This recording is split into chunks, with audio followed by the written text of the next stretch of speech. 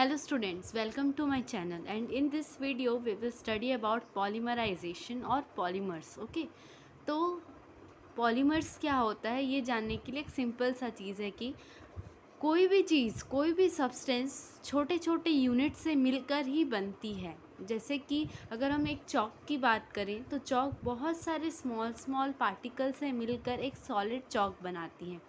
वैसे ही कोई भी चीज़, दुनिया की हर सब्सटेंस छोटे छोटे मॉलिक्यूल्स या यूनिट से मिलकर एक बिग सब्सटेंस बनाती है।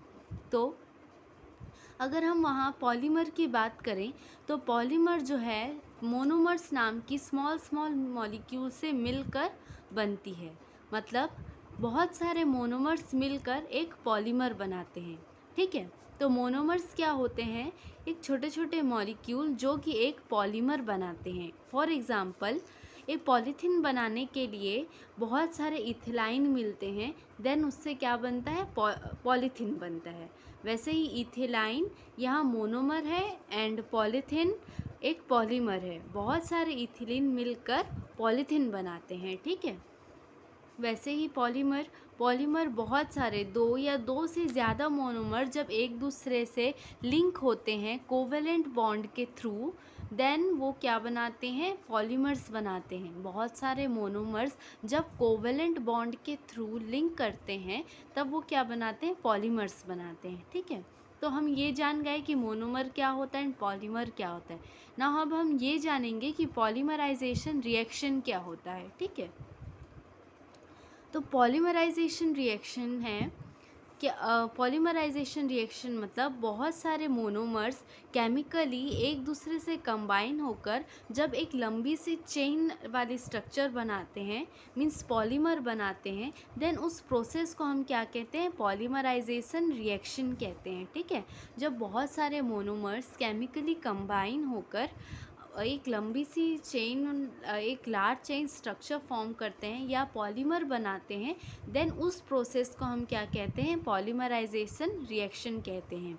ठीक है, जो मोनोमर कंबाइन हो रहे हैं वो सेम भी हो सकते हैं, मतलब सेम से मोनोमर्स कंबाइंस होकर भी पॉलीमर बना सकते हैं, या तो अलग अलग दो या तीन बहुत या अलग अलग मोनोमर, डिफरेंट डिफरेंट कंपाउंड के मोनोमर मिल के भी एक पॉलीमर बना सकते हैं। ठीक है, अब हम देखेंगे कि पॉलीमराइजेशन कितने प्रकार के होते हैं। पॉलीमराइजेशन जो है वो दो प्रकार के होते हैं। पहला है एडिशन पॉलीमराइजेशन और सेकंड है कंपाउंड पॉलीमराइजेशन और कंडेंसेशन पॉलीमराइजेशन। ठीक है, तो पहले हम देखते हैं एडिशन पॉलीमराइजेशन। एडिशन पॉलीमराइजेशन क्या होता है? वो प्रोसेस जिसमें मोनोमर्स यानी छोटे छोटे मॉलिक्यूल्स, ठीक है, छोटे छोटे मोनोमर्स जो है छोटे छोटे मोनोमर्स जो हैं वो रिपीटेडली एक दूसरे से कंबाइन होकर क्या बनाते हैं? पॉलीमर बनाते हैं। जो यहाँ एडिशन पॉलीमराइजेशन में जो मोनोमर्स होते हैं वो डबल या ट्रिपल बॉन्ड के ज़रिए से एक दूसरे से कंबाइंड होकर पॉलीमर बनाते हैं। ठीक है, हम जानते हैं कि मोनोमर्स मिलकर पॉलीमर बनाते हैं। उसी प्रकार एडिशन पॉलीमराइजेशन में मोनोमर्स एक दूसरे के साथ कंबाइन करते हैं with double and triple bond, double और ट्रिपल बॉन्ड के ज़रिए से एक दूसरे से कंबाइन होकर ये पॉलीमर्स बनाते हैं। इस प्रोसेस को हम बोलते हैं addition polymerization. Okay, for example यहाँ हम देखते हैं इथीन जो है डबल बॉन्ड में है, इथीन डबल बॉन्ड में है एंड जब इसका पॉलीमराइजेशन हुआ तो ये क्या बना? पॉलीथीन बना। एक चीज़ और है कि एडिशन पॉलीमराइजेशन में कोई भी मॉलिक्यूल एलिमिनेट नहीं होता है या इसमें कैटलिस्ट प्रेजेंट नहीं होता है। ठीक है, ओके, नाउ हम देखते हैं कंडेंसेशन पॉलीमराइजेशन और कंपाउंड पॉलीमराइजेशन। इस पॉलीमराइजेशन में क्या होता है कि दो अलग अलग बाईफंक्शनल या ट्राईफंक्शनल मोनोमर्स में बार बार क्या होता है? कंडेंसेशन रिएक्शन होता रहता है, जिसकी वजह से एक पॉलीमर्स प्रोड्यूस होता है। उस प्रोसेस को हम कंडेंसेशन पॉलीमराइजेशन कहते हैं। जब किसी बाईफंक्शनल या ट्राईफंक्शनल मोनोमर्स में रिपीटेड कंडेंसेशन रिएक्शन होता रहता है उसे हम कंडेंसेशन पॉलीमराइजेशन कहते हैं।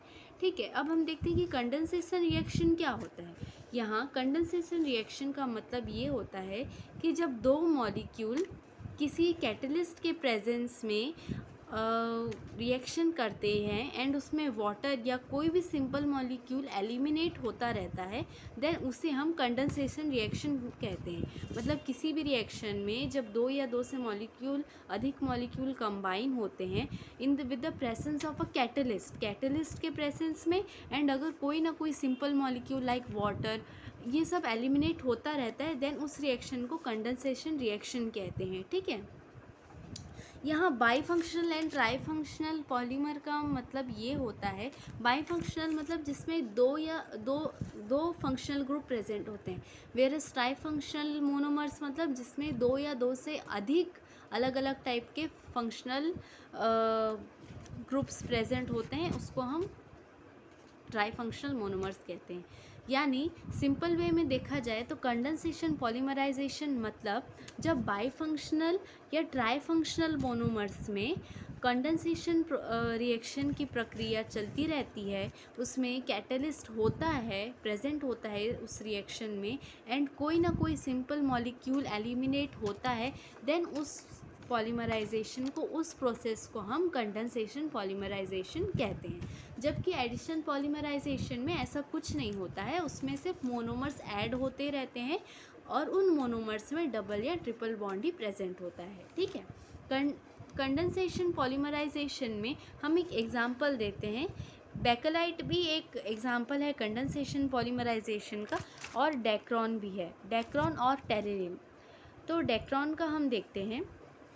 डेक्रॉन जो है इथिलीन ग्लाइकोल एंड टेरिप्थिलिक एसिड के कंडेंसेशन होने से होता है, और इसमें कैटलिस्ट के रूप में जिंक एसीटेट और एंटीमोनी ट्राइऑक्साइड प्रेजेंट होते हैं। ठीक है, मैंने पहले ही बताया कि कंडेंसेशन पॉलीमराइजेशन में क्या होता है, प्रेजेंस में कैटलिस्ट प्रेजेंट होता है एंड इसमें कोई ना कोई मॉलिक्यूल्स क्या होते हैं, एलिमिनेट होते रहते हैं। ठीक है, तो डेक्रॉन कंडेंसेशन पॉलीमराइजेशन का एक एग्जाम्पल है, एंड वो उसमें क्या होता है, इथिलाइन ग्लाइकोल एंड टेरिप्थेलिक एसिड का कंडेंसेशन होता है इन द प्रेजेंस ऑफ, मतलब इसमें कैटलिस्ट क्या है आपके, जिंक एसीटेट है एंड एंटीमोनी ट्राइऑक्साइड है।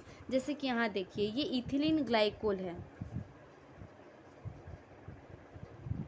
हाँ इथिलीन ग्लाइकोल प्लस टेरिप्थेलिक एसिड, ये जो फॉर्मूला है ये टेरिप्थेलिक एसिड है, ओके, और ये इथिलीन ग्लाइकोल है। तो जब इथिलीन ग्लाइकोल एंड टेरिप्थेलिक एसिड वो होते हैं, कंडेंसेट होते हैं किसके प्रेजेंस में, जिंक एसीटेट ZnOCOCH3 और ब्रैकेट के बाद 2, तो जिंक एसीटेट है, एंड एंटीमोनी ट्राइऑक्साइड, ये है एंटीमोनी ट्राइऑक्साइड। ठीक है, इसके ये जैसे कैल्विन 420 to 460 कैल्विन में हीट होते हैं। ठीक है, तो जब होते हैं तो ये क्या फॉर्म करते हैं, डेक्रॉन फॉर्म करते हैं। मतलब ये दो, मान लीजिए ये दोनों मोनोमर जब किसी कैटल एक दूसरे से कंबाइंड हुए, ये दो मोनोमर हैं एंड ये एक दूसरे से कंबाइंड हुए, और इसमें कैटलिस्ट क्या है, ये है जिंक एसीटेट एंड ये है एंटीमोनी ट्राइऑक्साइड। ठीक है, इन the presence of zinc acetate and antimony trioxide जब हीट हुआ या कंडेंसेट हुआ, देन ये एक पॉलीमर को निकाला, जैसे उस पॉलीमर का नाम क्या है, डेक्रॉन। समझ आई कि पॉलीमराइजेशन टू टाइप्स के होते हैं, addition and condensation polymerization. Addition polymerization में मोनोमर्स जो कि जिसमें double and triple bond present होते हैं, double and triple bond present होते हैं और वो एक दूसरे के ऐड करके क्या बनाते हैं, addition polymerization. Whereas condensation polymerization में क्या होता है, जब कोई बाईफंक्शनल या ट्राईफंक्शनल मोनोमर एक दूसरे से जुड़ते हैं और रिपीट कंडेंसेशन करते रहते हैं in the presence of catalyst and कोई ना कोई चीज़ उसमें एलिमिनेट होता है, then this process is known as condensation polymerization. Okay, हम पॉलीमराइजेशन की प्रोसेस क्यों करते हैं,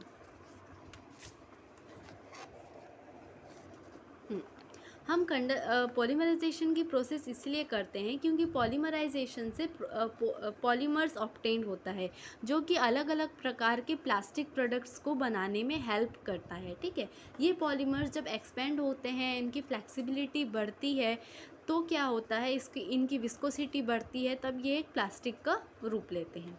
ठीक है। अगर हम पॉलीमर्स की बात करें तो पॉलीमर्स हम दो प्रकार में हमारे एनवायरनमेंट में देख सकते हैं।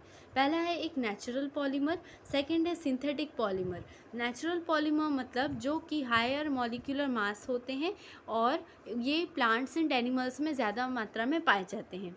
ठीक है, जैसे कि प्रोटीन एंड न्यूक्लिक एसिड। मैंने अपने पिछले वीडियो में बताया है कि प्रोटीन जो है एमिनो एसिड से बनते हैं। ठीक है, पॉलीमराइजेशन रिएक्शन होता है उनमें एंड देन प्रोटीन बनते हैं।